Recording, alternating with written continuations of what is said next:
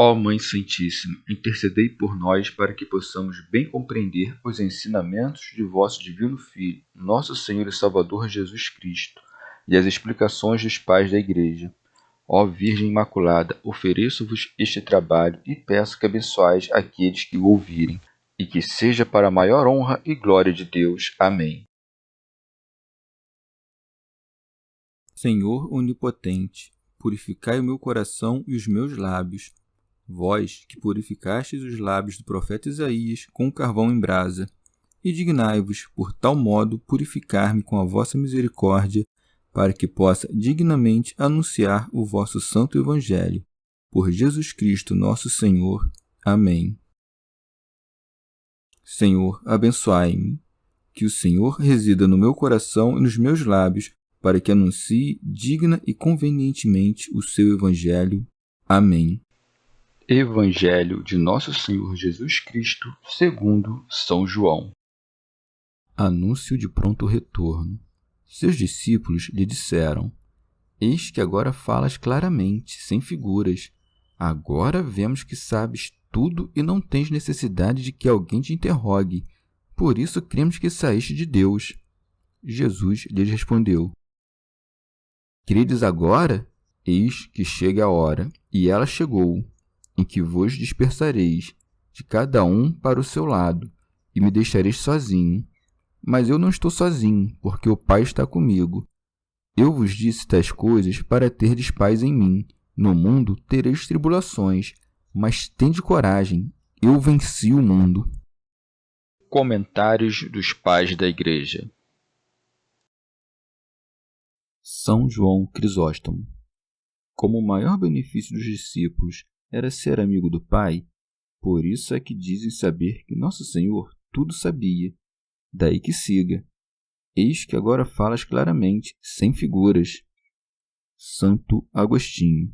Se Nosso Senhor promete que ainda virá aquela hora em que já não falará em parábolas, por que os discípulos dizem isto, senão porque não apenas não compreendem as parábolas do Senhor, como também sua incompreensão é tão grande que sequer percebem que não as compreendem? São João Crisóstomo. Como tivesse Nosso Senhor respondido ao que apenas pensavam sem expressarem, os discípulos acrescentam: Agora vemos que sabes tudo. Vês aqui em que estado de imperfeição ainda se achavam esses homens que, após tantas e tamanhas demonstrações, diziam: Agora conhecemos, e ainda o diziam como se lhe fizessem um favor. E não tens necessidade de que alguém te interrogue.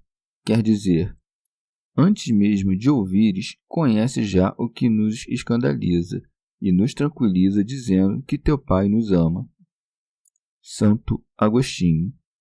Porque os seus discípulos quiseram dizer a ele que conhece todas as coisas e depois ainda disseram: E não tens necessidade de que alguém te interrogue, quando, na verdade, deveriam dizer: Não há necessidade de perguntar nada. E as duas coisas se passaram. O Senhor pergunta e é perguntado. Mas a dificuldade se resolve facilmente, porque convinha mais a eles que ao Senhor o perguntar do que o ser perguntado, porque o Senhor não tinha necessidade de saber deles nada.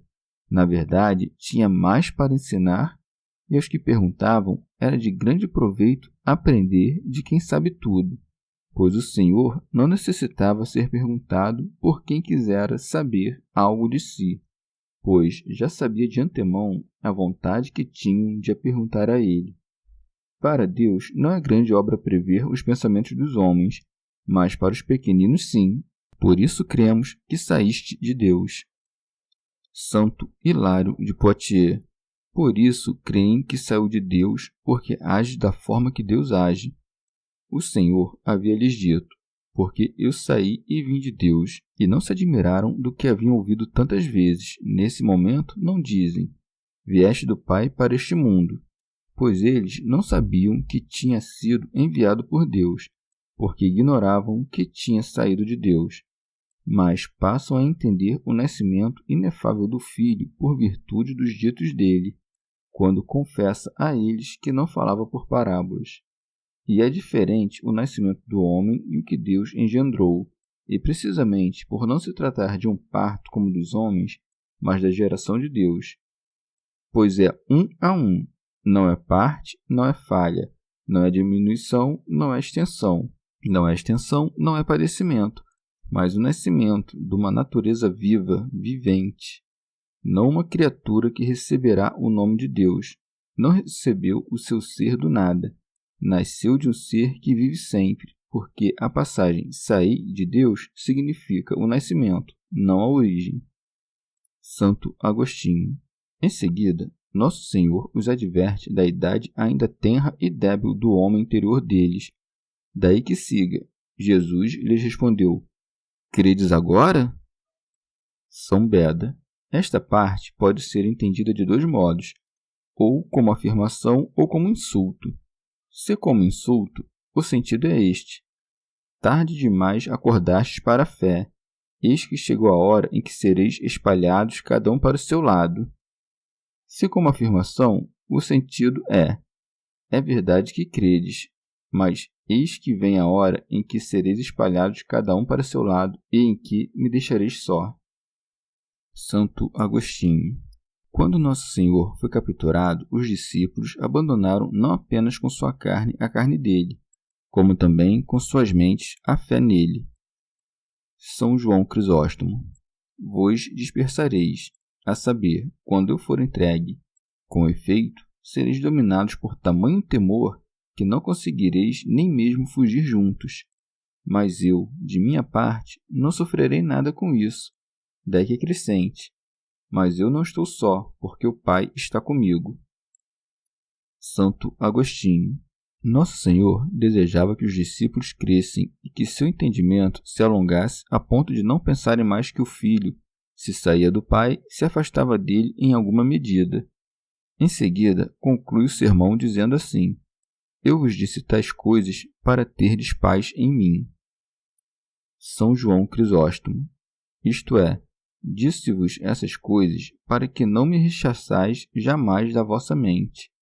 Pois não será apenas quando eu for capturado que passareis por adversidades.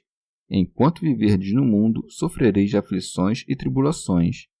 E por isso é que acrescenta: no mundo tereis tribulações.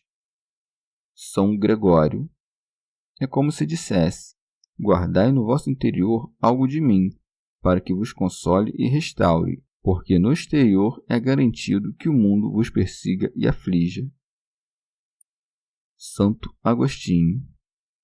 Estas aflições começariam no momento de que fala Nosso Senhor: Eis que chega a hora, e ela já chegou, em que vos dispersareis, de cada um para o seu lado.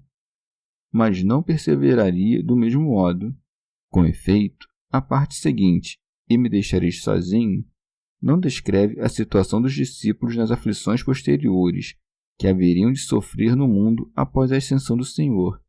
Nessa altura, longe de abandoná-lo, Nosso Senhor quer que tenham nele a paz, permanecendo nele. Daí que siga: mas tende coragem. São João Crisóstomo. Tende coragem, isto é, reconfortai-vos interiormente. Se o Mestre vence os inimigos, não devem os discípulos angustiar-se. Daí que acrescente: eu venci o mundo. Santo Agostinho.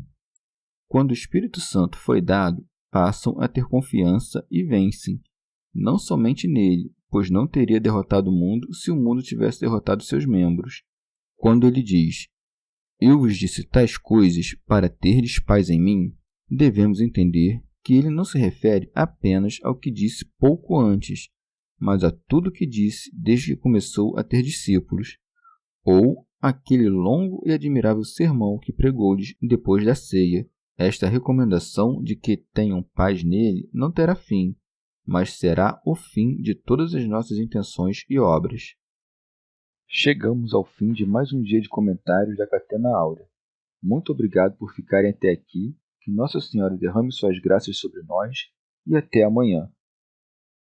Christus,